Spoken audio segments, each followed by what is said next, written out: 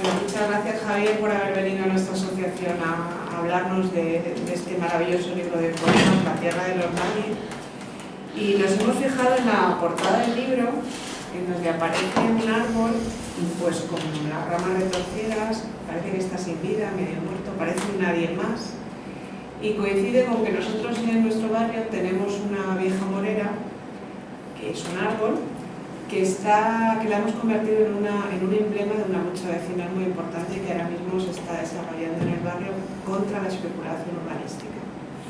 Esa morera, de alguna manera, de una forma metafórica, representa el pasado de este barrio, de los traperos que vivieron en esa zona, de las basuras, de los desalojos actualmente. Entonces yo queríamos preguntar quiénes son los nadie en tus poemas.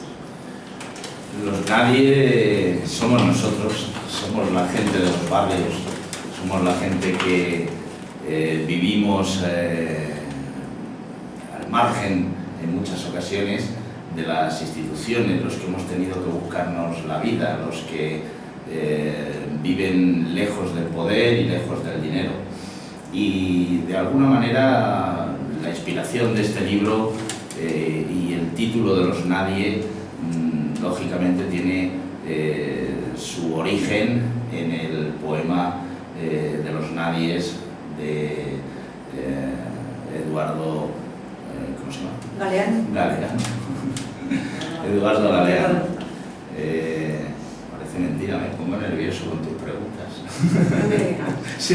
Nada, tranquilo. Bueno, sí, La tierra de los nadie tiene ese origen, aquellos que valen menos, que cuestan menos dinero que la bala que les mata, termina diciendo el poema, ¿no?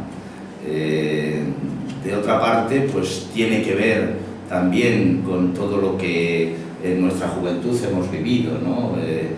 Libros como el de Frantz Fanon, dedicado precisamente a los nadie, a los que daba otro nombre, los condenados de la tierra, decía Frantz Fanon en el año 62.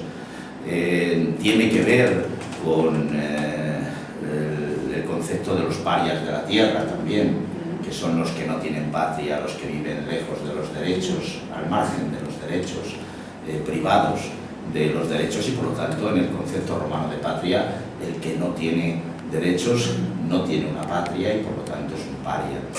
Ese tipo de gente es el que mueve este libro. La gente que hemos visto en nuestros barrios, vosotros aquí en Tetuán, a mí me tocó vivirlo en mi infancia en Villaverde Alto, en Lavapiés, en esas zonas que eran las zonas alejadas del dinero y las zonas alejadas del poder. De ahí surge este libro, porque los nadies siguen existiendo, lo que pasa que cada vez son más olvidados, más tapados, más escondidos, y creo que la misión de cualquier persona de bien es intentar que esas voces no se pierdan, que tengan palabra también, que puedan ser escuchadas, que no se les silencie. De ahí viene el libro, y de ahí viene también esa portada, que efectivamente es un árbol que está entre la vida y la muerte, peleando por seguir viviendo. Hay algún poema también en el libro que habla precisamente de esas briznas de hierba que siempre se empeñan en renacer entre los escombros y renacer entre las grietas que deja el cemento. Hay otra expresión, otra declaración que hace Lucas Montero en el prólogo de tu libro sobre la palabra pertenencia. Dice que está hueca, y él dice que se configura un tiempo que elige la identidad de la nada. Sin embargo, al leer tus poemas, por lo menos a mí me ha pasado, tiene la sensación de que todos estos nadies y nadas los vas materializando en escenarios familiares, cotidianos, como que se hacen presentes, en relación a lo que tú has respondido anteriormente, cobran presencia y existen, tienen una identidad, ¿no? ¿Nos podrías hablar de esto? Yo creo que Luis, cuando escribía esto, hacía referencia a esa individualización que se está produciendo, que nos hace sentirnos o no sentirnos parte de nada ni de nadie, sino nosotros mismos, y por otro lado está el mundo. Sin embargo, el mundo se materializa, el mundo crea personas y las personas se relacionan entre ellas. Eso es lo que no hay que permitir que se rompa, la relación entre las personas. No hay que permitir que nos conduzcan a un mundo en el que nosotros nos enfrentamos solos al poder, nos enfrentamos solos a los poderosos y nos enfrentamos solos al dinero. Hay que unirse en organizaciones, hay que organizarse, hay que trabajar, hay que hacer cosas, hay que intentar que la vida siga teniendo sentido, porque nos relacionamos entre nosotros y porque de ahí nacen también vínculos de solidaridad. Por eso estos nadie que aparecen en el libro, que aparecen en los barrios, son mucho más que individuos, son parte del paisaje, son parte de la tierra, tienen su propia esencia porque tienen tierra, a pesar de que se les intenta negar la posibilidad de poseer esa tierra, ¿no? De gobernarse y de gobernar esa tierra. Hay un verso especialmente que me ha llegado mucho, que dices: creíste que escribir sería una buena terapia, pero la lucidez es la flor de la locura. Entonces me gusta mucho esa relación que tú pones, lucidez, flor, locura. ¿Nos puedes hablar de esto?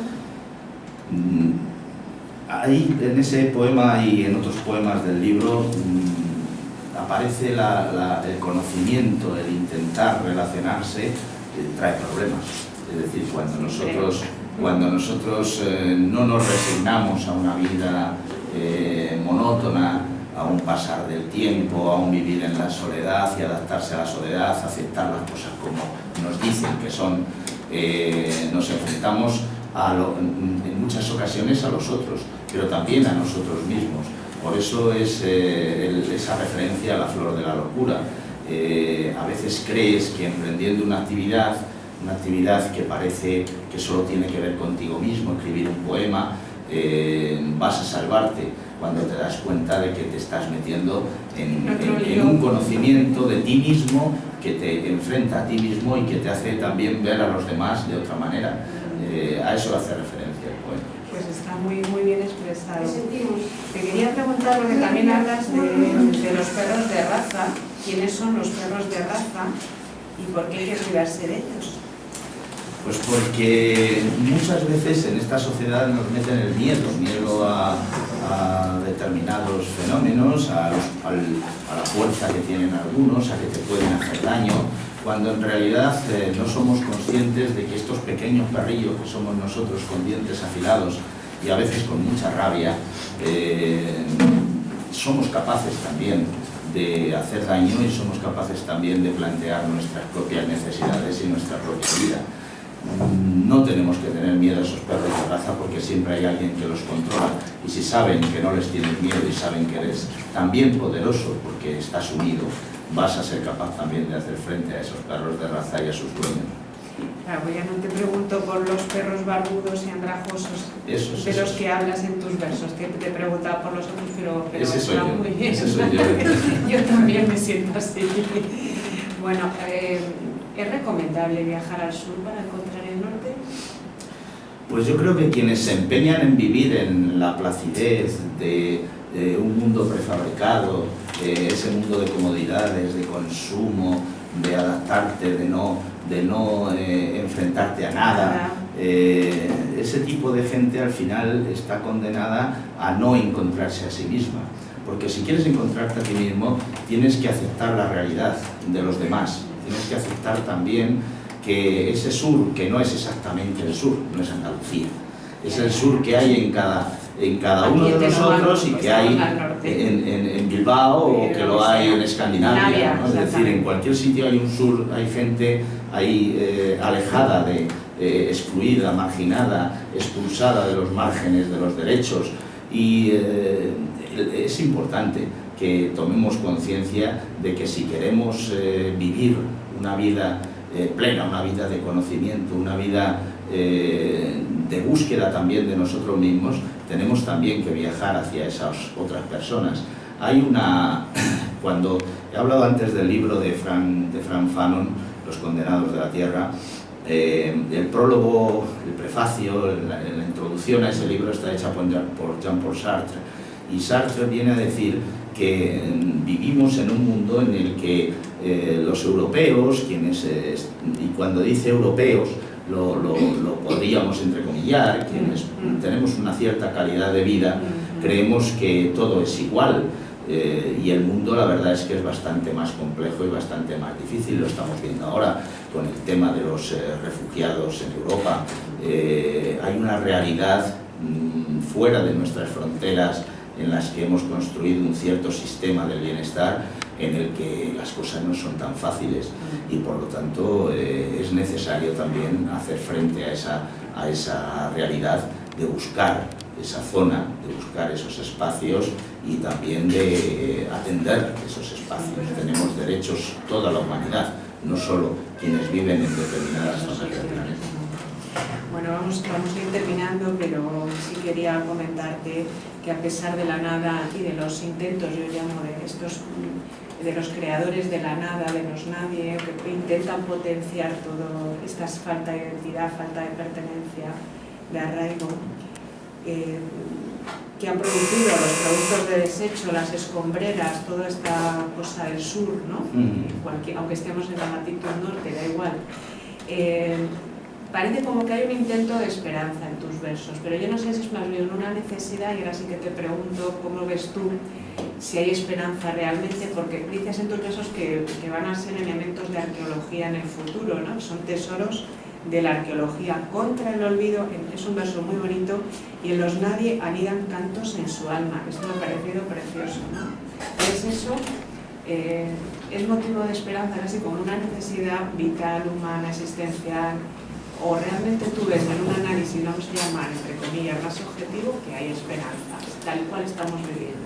Bueno, ya lo hemos dicho antes, ellos ponen el dinero, ellos tienen el poder, ellos tienen la fuerza y la capacidad de reducirte, aunque a veces te empeñes en hacerles frente, pero siempre termina abriéndose camino esa esperanza, siempre termina abriéndose camino la hierba, las raíces que van abombando el asfalto y lo terminan rompiendo, y por allí sale un trozo de árbol o una flor.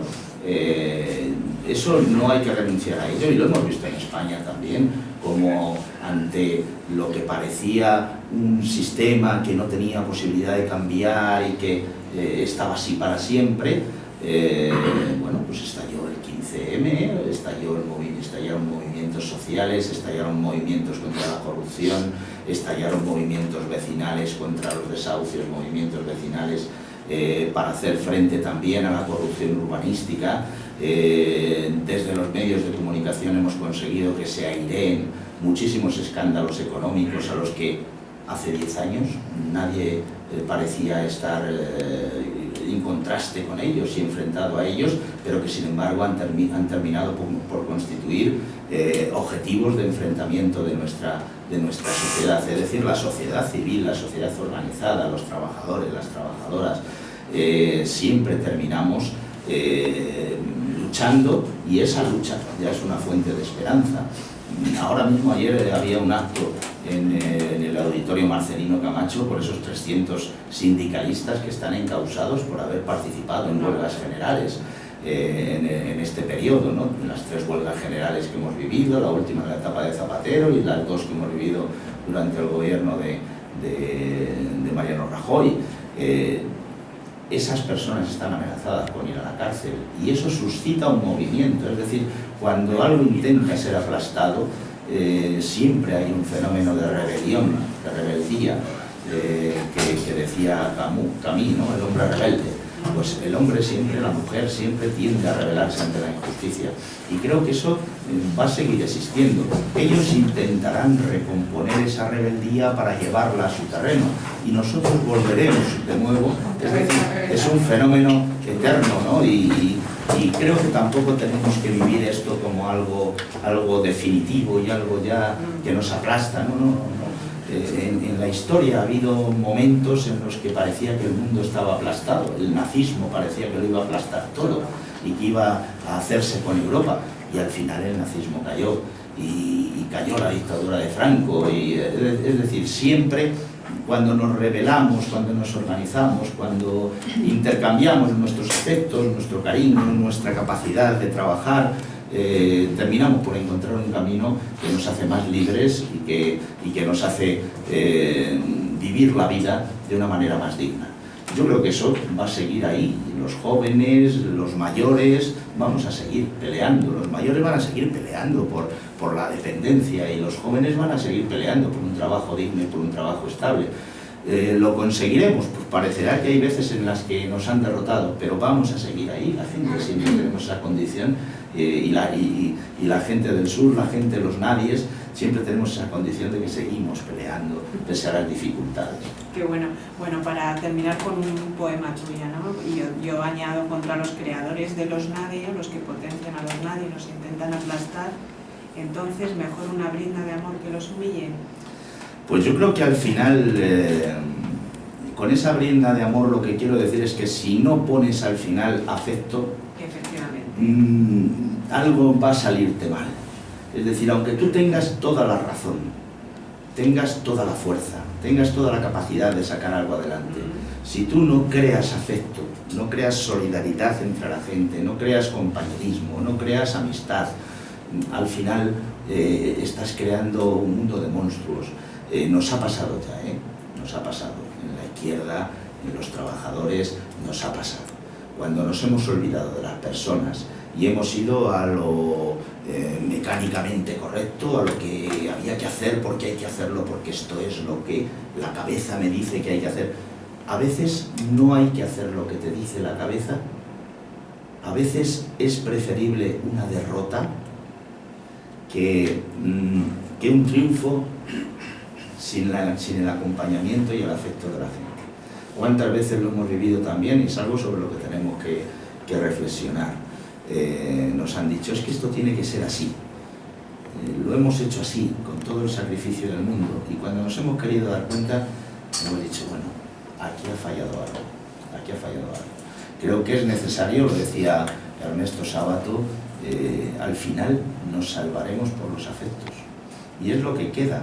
Cuando hemos perdido casi todo, al final esos cuantos afectos que te han quedado de gente con la que has trabajado, con la que sigues compartiendo, eso sigue, eso es lo que al final te salva y lo que al final nos va a permitir reconstruirnos, aunque nos hayan derrotado en toda la línea. Yo a veces lo digo, es preferible perder una batalla si la gente no la entiende que ganar una batalla sin la gente, porque al final estarás solo y te habrás ganado una batalla, habrás conseguido cosas, podrás decirle a la gente, mira, lo he conseguido para ti, ya, pero lo has conseguido sin mí, lo has conseguido sin mí. Bueno, muchas gracias por esta entrevista, Javier. Pues gracias a vosotros por invitarme a este acto.